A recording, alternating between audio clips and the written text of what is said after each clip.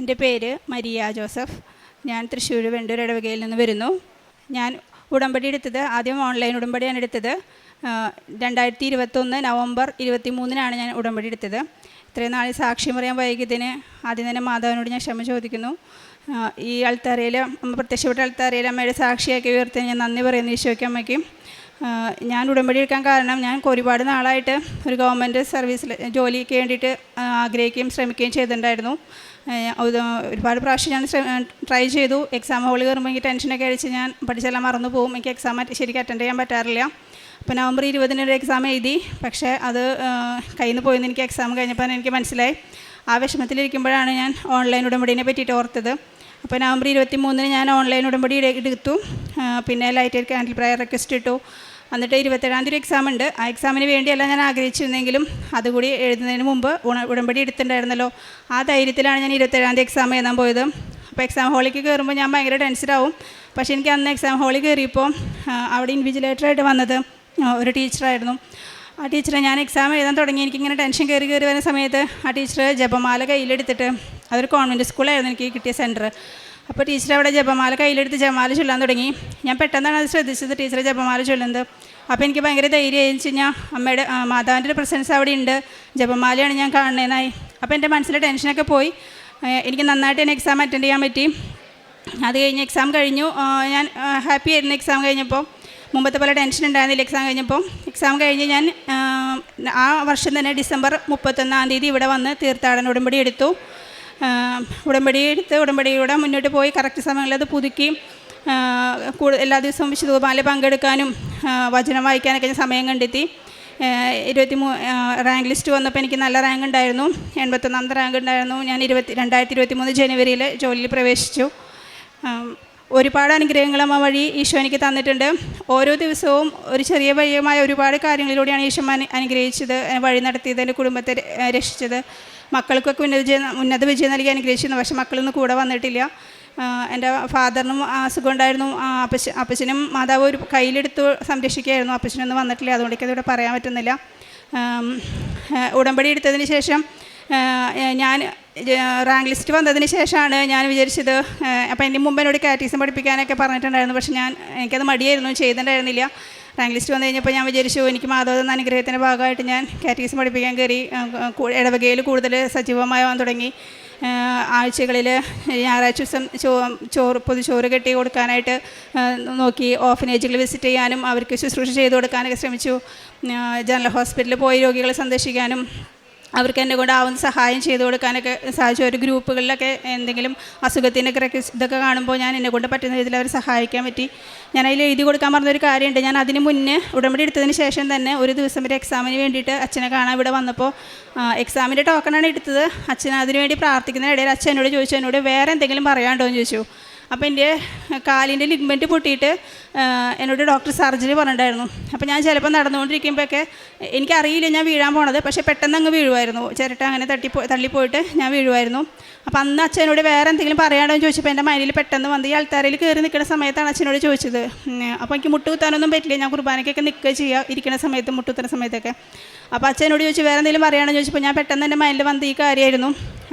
അപ്പോൾ ഞാൻ പറഞ്ഞു അച്ഛനോട് എൻ്റെ ലിഗ്മെൻറ്റ് ഇങ്ങനെ പൊട്ടിയിട്ടുണ്ട്, എനിക്ക് സർജറി പറഞ്ഞിട്ടുണ്ടായിരുന്നു എന്ന്. അപ്പോൾ അച്ഛൻ പറഞ്ഞു സൈറ്റ് തന്നു. എന്നിട്ട് എന്നോട് പറഞ്ഞു ബാത്റൂമിൽ പോയിട്ട് കാലിൽ പറ്റാൻ പറഞ്ഞു. പക്ഷേ ഇന്ന് വരെ അതിന് ശേഷം ഞാൻ ചിരട്ട പോയിട്ട് അങ്ങനെ വീണിട്ടില്ല. അല്ലെങ്കിൽ ഇടയ്ക്കിടയ്ക്ക് വീഴുമായിരുന്നു. എപ്പോഴാണ് വീഴാമെന്നൊന്നും എനിക്ക് പറയാൻ പറ്റില്ല. ഞാൻ വീണ് കഴിഞ്ഞിട്ട് എനിക്ക് അറിയാൻ പറ്റുള്ളൂ ഞാൻ വീഴുമെന്ന്. പക്ഷേ എനിക്ക് ഇതുവരെ അങ്ങനെ ഉണ്ടായിട്ടില്ല. മാതാവിൻ്റെ പരിപാലനം കൊണ്ട് മാത്രമാണ് എനിക്ക് അങ്ങനെ ഇപ്പോഴും നടക്കാൻ പറ്റുന്നത്. സർജറി പറഞ്ഞിട്ട് ഞാൻ ഇത്ര വർഷമായിട്ട് ഞാനത് ചെയ്തിട്ടില്ല. പിന്നെ എനിക്ക് പെട്ടെന്ന് ദേഷ്യം വരും. ഞാൻ എല്ലാവരോടും ഭയങ്കരമായിട്ട് ദേഷ്യപ്പെടുന്ന ആളാണ്. പക്ഷേ ഉടമ്പടി എടുത്ത് കഴിഞ്ഞപ്പോൾ എനിക്ക് തോന്നി ഞാനിങ്ങനെ ദേഷ്യപ്പെട്ട് കഴിഞ്ഞ് കഴിഞ്ഞാൽ ആൾക്കാർ എന്ത് വിചാരിക്കും, ഞാൻ ഉടമ്പടി എടുത്തിട്ട് ഇങ്ങനെ ദേഷ്യപ്പെടുകയാണല്ലോ എന്ന് വിചാരിച്ചു. പക്ഷേ എനിക്ക് ദേഷ്യം കൺട്രോൾ ചെയ്യാൻ എല്ലാവരോടും ക്ഷമിക്കാൻ പറ്റി, കൂടുതൽ പ്രാർത്ഥിക്കാൻ പറ്റി. ഇത്രയും അനുഗ്രഹങ്ങൾ തന്ന അമ്മയ്ക്കും ഈശോയ്ക്കും 1000 നന്ദി. ഈ ആൾക്കാർ കയറി സാക്ഷ്യം പറയാൻ പറ്റുന്ന ഒരിക്കലും വിചാരിച്ചതല്ല. എനിക്ക് പേടിയായിരുന്നു. പക്ഷേ ഒരു കുഴപ്പം കൂടാതെ അമ്മ തന്നെ അതിനുവേണ്ടി അർഹത തന്നു, യോഗ്യത തന്നു. അമ്മയ്ക്ക് 1000 നന്ദി. ഹെബ്രായർക്ക് എഴുതിയ ലേഖനം 11 അധ്യായം 16 തിരുവചനം. ഇപ്പോഴാകട്ടെ അവർ അതിനേക്കാൾ ശ്രേഷ്ഠവും സ്വർഗീയവുമായതിനെ ലക്ഷ്യം വയ്ക്കുന്നു. അവരുടെ ദൈവം എന്ന് വിളിക്കപ്പെടുന്നതിൽ ദൈവം ലജ്ജിക്കുന്നില്ല. അവർക്കായി അവിടുന്ന് ഒരു നഗരം തയ്യാറാക്കിയിട്ടുണ്ടല്ലോ. ദൈവത്തോട് ഉടമ്പടി ചെയ്യുമ്പോൾ നമുക്ക് ലഭിക്കുന്ന വലിയ വാഗ്ദാനങ്ങൾ നാം സാക്ഷ്യങ്ങളിലൂടെ മനസ്സിലാക്കുകയാണ്. ദൈവം എന്നും വാഗ്ദാനങ്ങളിൽ വിശ്വസ്തനാണ്. മരിയ ജോസഫ് എന്ന് പറഞ്ഞ ഈ മകൾ വളരെയധികം പരിശ്രമിച്ച് PSC റാങ്ക് ലിസ്റ്റിൽ ഈ മകൾക്ക് പരിശുദ്ധ അമ്മയുടെ മധ്യസ്ഥതയിൽ ഗവൺമെൻറ് ട്രഷറിയിൽ ജോലി ലഭിച്ചതിനെക്കുറിച്ചാണ് ഈ മകൾ ഇവിടെ സാക്ഷ്യം പറഞ്ഞത്. സമയച്ചുരുക്കത്തിൻ്റെ അമ്മയോട് പ്രാർത്ഥിച്ചപ്പോൾ ബഹുമാനപ്പെട്ട ജോസഫ് അച്ഛൻ്റെ കൈവയ്പ് ശുശ്രൂഷയിലൂടെ ലഭിച്ച വലിയ ഒരു പെട്ടെന്നുണ്ടായ ഒരു അനുഗ്രഹമാണ് ഈ മകളിവിടെ പങ്കുവച്ചത്. ഈ മകൾ ഉടമ്പടി ജീവിതത്തിലേക്ക് കടന്നു വന്നപ്പോൾ അനുഗ്രഹം ലഭിച്ചതോടെ ഈശോയോടുള്ള ആ വാഗ്ദാനത്തിന് പുതിയ മാനങ്ങൾ കണ്ടുകൊണ്ടാണ് എൽത്താരയിലേക്ക് ഇന്ന് കയറി വന്നത്. ഞാൻ എന്ത് ഈശോയ്ക്ക് കൊടുക്കും എന്നുള്ള ഒരു വലിയ ചിന്തയിലായിരുന്നു. വലിയ സമ്മാനമാണ് താൻ പ്രതീക്ഷിച്ചതിലധികം ഗവൺമെൻറ് ട്രഷറിയിൽ ജോലി ലഭിക്കുക എന്നുള്ളത്.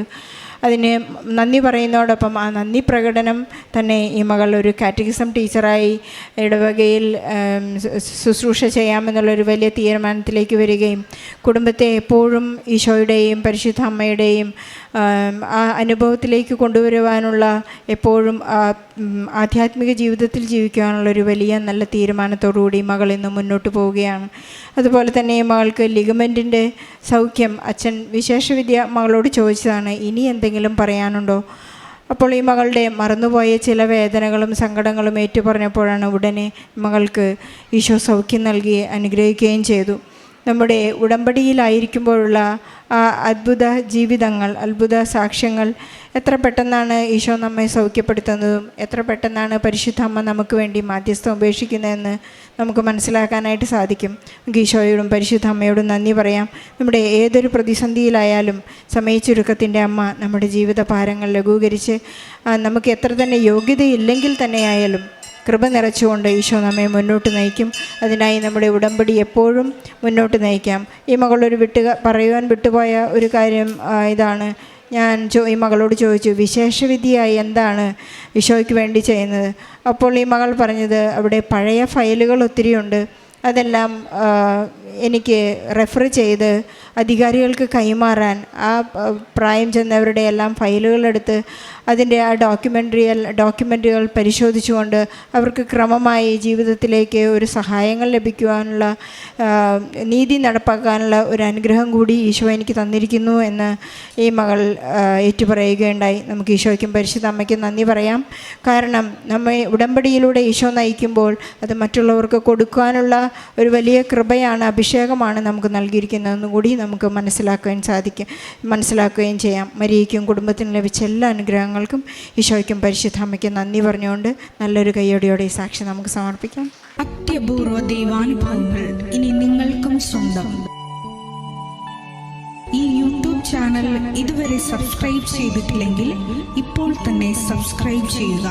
ഈ വീഡിയോ ഇപ്പോൾ തന്നെ നിങ്ങളുടെ സുഹൃത്തുക്കൾക്ക് ഷെയർ ചെയ്തുകൊണ്ട് കർത്താവിൻ്റെ പ്രേക്ഷിതരാകുക.